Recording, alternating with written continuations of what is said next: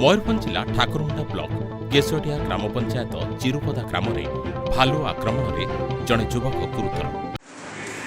मो नाम घर ये जो भालू कामुड़ला सी तुम कौन हे तुम स्वामी हे केमी कामुड़ला भालू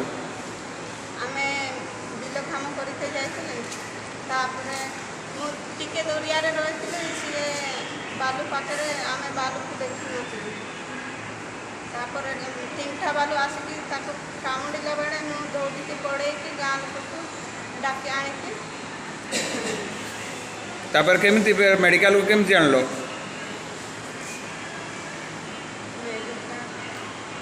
कौन गाड़ी आनल ऑटो रे आनल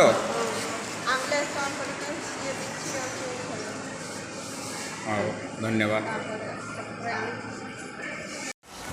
भाई तुम नाम सोनपूर्ति घर चिरुपदा कौन है भालू केमती कामुड़ला ये सकाळू जाइथिला आज ट्रैक्टर आसीबो बोली कि पानी बंधेया पई बिल पाखु जाइथिला तापर से बिल गुरा टिके जंगल पाख देकरी अछि सेटा से बंधेया पई जाइथिला हठात बालू गुरा आसी कि ताकू आक्रमण कले तापर केमती ताकू नै के आसलो मेडिकल आमे खटरे बोइकरी नि आसिलु जोठी कामुड़थिला सेठू सेठू तापर घर पर्यंत खटरे बोइकरी सेठू तापर ऑटो फोन करिलु ऑटो रे नै कि आसिलु केते जगह कामुड़ी भालू बालू ताऊ तीन जगह कामुड़ी जंघरे आ मुंडरे हाथ रे।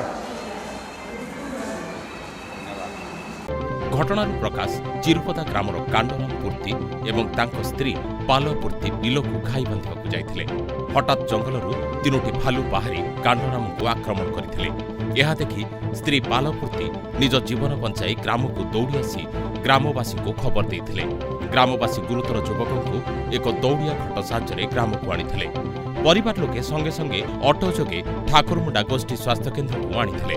ठाकुरमुंडारे प्राथमिक चिकित्सा पर आंदपुर उपखंड चिकित्सालय को अधिक चिकित्सा पाई पठा जाइथिला। कांडराम पूर्ति बाम आंठू बाम हाथ भांगी जाइथिबा बेले डाहाण गोड़ एवं मुंडरे शक्त आघात लागिछि। मयूरभंज करंजियारू हरिकृष्ण त्रिपाठी रिपोर्ट स्वस्तिक न्यूज।